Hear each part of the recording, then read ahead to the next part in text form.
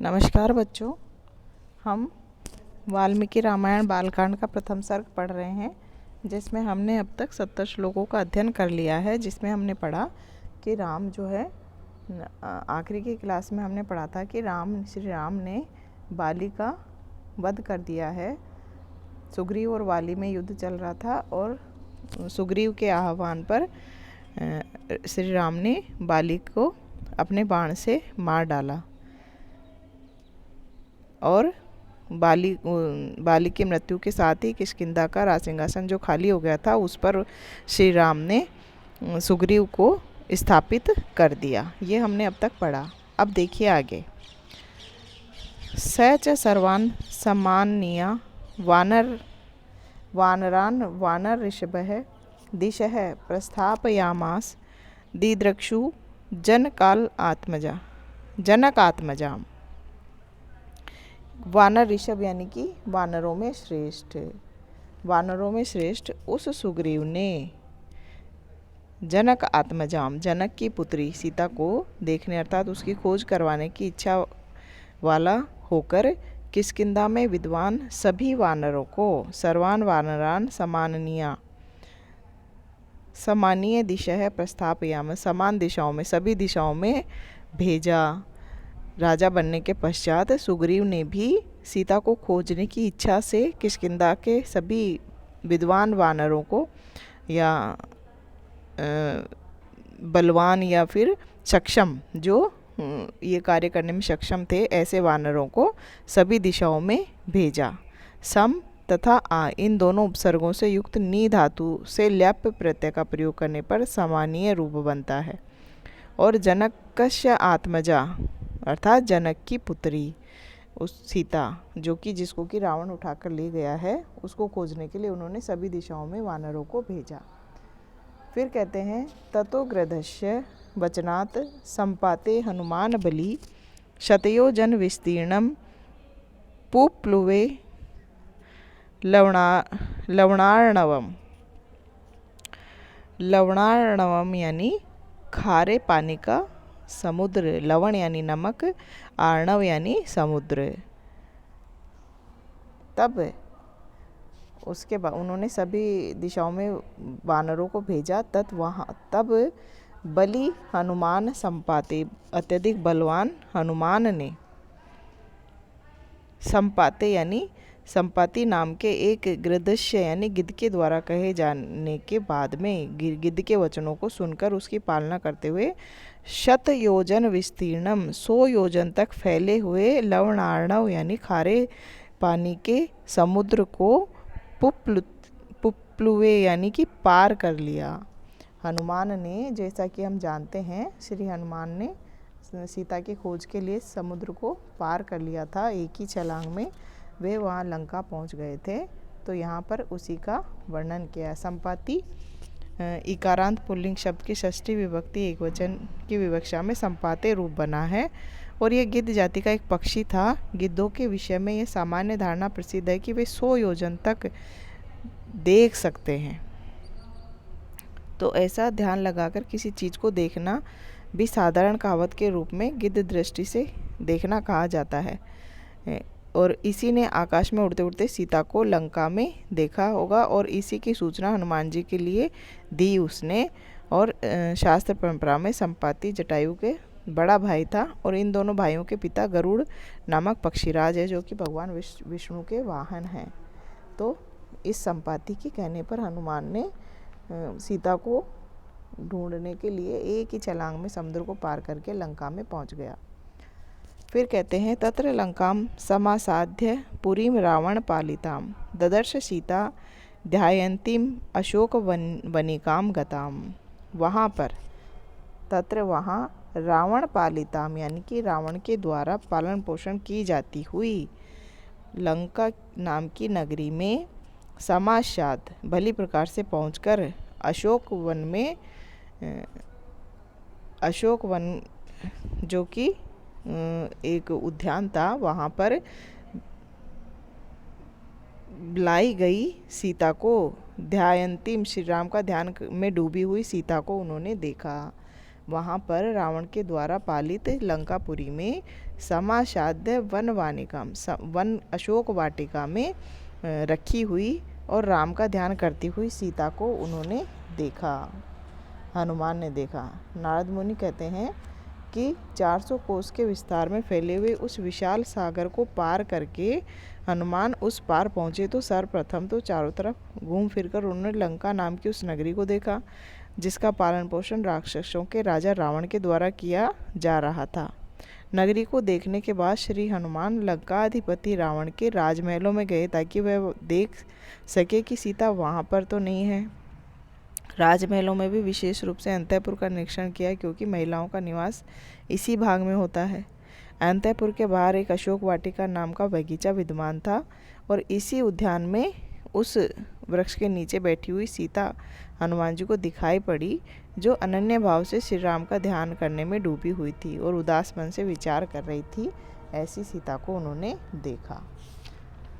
फिर कह रहे हैं निवेदितव्या अभिज्ञानम प्रवृत्तिं विनिवेद्य च समाश्वास्य च वेदेहीं मर्दयामास तोरणाम।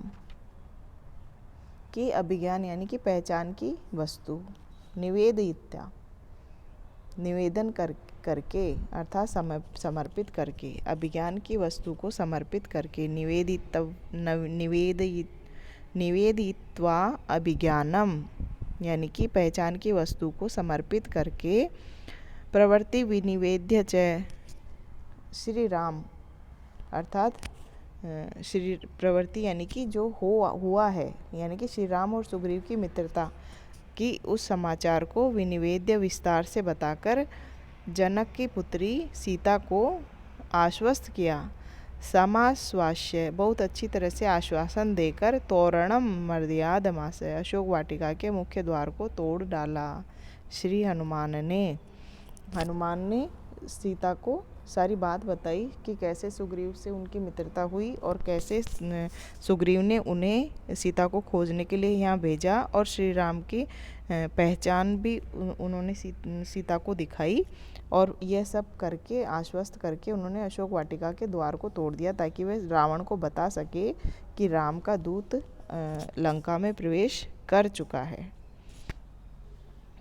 फिर कह रहे हैं पंचसेनाग्रगान हत्वा सप्तमंत्री सुतानमपि शूरमक्षमश्च निष्पिष्य ग्रहणम समुपागतम। पंचसेनाग्रम यानी कि सेना के आगे आगे गमन करने वाले 5 सेनापतियों को, पंचसेनाग्रम सेना के आगे चलने वाले 5, और सप्त मंत्री सुतान और 7 मंत्रियों के पुत्रों को हत्वा मार कर, शूरम अक्षम च निष्पिष्य अत्यधिक शूरवीर और अक्ष को निश्चित रूप से पीस करके ब्रह्मास्त्र के बंधन को सम्मानपूर्वक प्राप्त किया। मतलब कि फिर अशोक वाटिका का तोरण तोड़ देने पर रावण ने अपने आदेश से 5 तो सेनापतियों को भेजा सेना के साथ में और 7 मंत्रियों के पुत्रों को भी उनसे लड़ने के लिए भेजा और उन सब को मारकर अंत में जब ब्रह्मास्त्र का प्रयोग किया गया हनुमान पर तो उन्होंने उसको हाथ जोड़कर ग्रहण कर लिया, अर्थात अपने आप को उस ब्रह्मास्त्र के पास में बंधवा लिया हनुमान ने अपनी मर्जी से। अस्त्रेण उन्मुक्त आत्मानं ज्ञात्वा पैता महदा महादवरात मर्यशन राक्षसान वीरो यंत्रिणः तान्यदृक्षा दृच्छया ततो दग्ध्वा पुरीं लंकामृते सीतां च मैथिलीं रामाय प्रियमाख्यातुं पुनः आयान महाकपि। कि वे महावीर हनुमान महाकपि यानी महान श्रेष्ठ और वीर वानर पेतामहात यानी कि पितामह ब्रह्म के वरात अस्त्रेण आत्मानम यदृच्छा बड़े अस्त्र उनके ब्रह्मा के अस्त्र को अपने आप को अपनी इच्छा से ही उन्होंने बंधवा लिया उस अस्त्र में। उन्मुक्त ज्ञातवा यंत्रिण मुक्त हुआ जानकर रस्सी रूपी यंत्र से स्वयं को बांधे रखा। अर्थात उन्होंने ब्रह्मास्त्र का अपमान नहीं किया, उसमें अपने आप को बांधे रखा। ततच और उसके बाद में मैथिलीम सीता रीति, राजा जनक की पुत्री मिथिला की राजकुमारी सीता को छोड़कर लंकापुरी, संपूर्ण लंकापुरी को जला डाला उन्होंने राम के लिए। और प्रियम और रामाय प्रियम आख्यातुम पुनः आयात, और राम के लिए प्रिय संदेश लेकर पुनः लौट आए। उसके बाद में हनुमान ने अपने आप को बंधवाया, और ये हम सभी जानते हैं कि उन्होंने लंका को जला डाला। रावण ने उनकी पूंछ में आग लगा दी थी, और उस पूंछ को लेकर वे संपूर्ण लंका को जलाकर वापस राम के पास लौट आए। सो अभिगम्य महात्मानं कृत्वा रामं प्रदक्षिणं न्यवेदयन् अमे आत्मा दृष्टा सीतेति तत्वतः, कि उसके बाद में उन्होंने अमाय आत्मा अर्थात असीमित महान आत्मा और महात्मानम और महान आत्मा की तरह रहने वाले रामम राम के अभिगम्य पास जाकर प्रदक्षिणम प्रणाम करके, या उनको दक्षिणा मतलब कि प्रणाम करके, तत्वतः सीता दृष्टा इति निवेदयत, सीता का तत्वतः पूरा वृत्तांत जो देखा उन्होंने, वह सब कुछ देखा गया सारा वृत्तांत उन्होंने श्री राम को बता दिया। यहाँ पर श्री राम के लिए अत्यधिक धैर्यवान और महान आत्मा का शब्दों का प्रयोग किया गया है। तो ऐसे असीम धीरज का परिचय देने वाले श्री राम, उन्होंने जाके राम को ये सारी बात बता दी। ततः सुग्रीव सहितो गत्वा तीरम महोदधेः समुद्रम क्षोभयामास शरय आद्यात्य सन्निभय। उसके पश्चात सुग्रीव सहित, सुग्रीव के साथ में गत्वा जाकर तीरम महोद, उस महान समुद्र के तीर यानी कि तट पर वहाँ जाकर आदित्य सन्निभई, सूर्य के समान ही प्रकाशमान, शरय समुद्रम शोभायमान, बाणों से महासागर को शुद्ध कर दिया। सूर्य के समान शोभायमान, जैसा कि सूर्य सभी ओर फैल जाता है निकलने के बाद, वैसे ही समुद्र के किनारे पर खड़े होकर जब हम देखते हैं तो चारों तरफ समुद्र नज़र आता है। तो वह श्री राम सुग्रीव के साथ उस विशाल महासागर के तट पर गए और सूर्य के समान उस प्रकाशमान अपने बाणों से समुद्र को क्षुब्ध कर दिया। समुद्र ने, क्योंकि राम को रास्ता नहीं दिया, समुद्र ने श्री राम की प्रार्थना को माना नहीं, उन्हें रास्ता नहीं दिया, तो श्री राम ने सूर्य की किरणें के समान तेजस्वी अपने बाणों से उस महासागर को शुद्ध कर दिया, यानी कि उसको विवश कर दिया। दर्शयामास च आत्मानं समुद्रः सरितां पतिः समुद्रवचनात् चैव नलं सेतुम्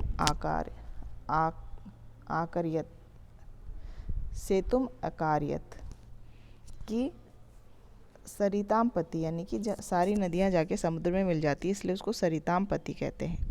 कि अनेक नदियों के स्वामी समुद्र ने आत्मानम च दर्शयामास, अपने आप को, अपने शरीर को के सहित दर्शन दिखाए राम को के पास आए हुए, और समुद्र वचनात् च एव नलम सेतुम अकार्यत, और समुद्र ने ही बताया कि जो नल है वह समुद्र में पुल बांध सकता है। सुग्रीव की सेना में नल नाम का एक वानर था जो समुद्र पे पुल बना सकता है, तो यह रास्ता भी समुद्र ने स्वयं श्री राम को बताया।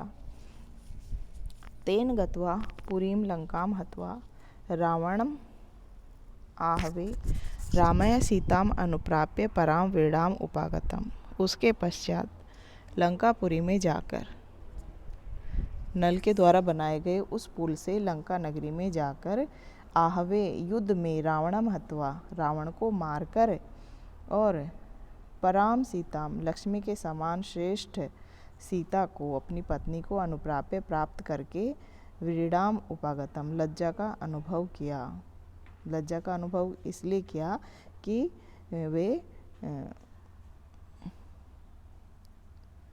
इतने लंबे समय तक परपुरुष के नगर में उसके अधीन रही पत्नी को सामान्य रूप से कैसे स्वीकार किया जा सके। एक तो ये बात भी है और दूसरी ये बात भी कि राम आज के परिप्रेक्ष्य में हम देख तो ये भी कह सकते हैं कि राम अपनी पत्नी की रक्षा ना कर सके, उसे परपुरुष उठा के ले गया, तो इसलिए भी लज्जा के साथ। पर यहाँ यही है कि राम ने लज्जा की अनुभूति इसलिए की कि इतने समय तक परपुरुष के नगर में उसके अधीन रही पत्नी को सामान्य रूप से कैसे स्वीकार किया जा सकता है, इसलिए उन्होंने लज्जा का अनुभव किया।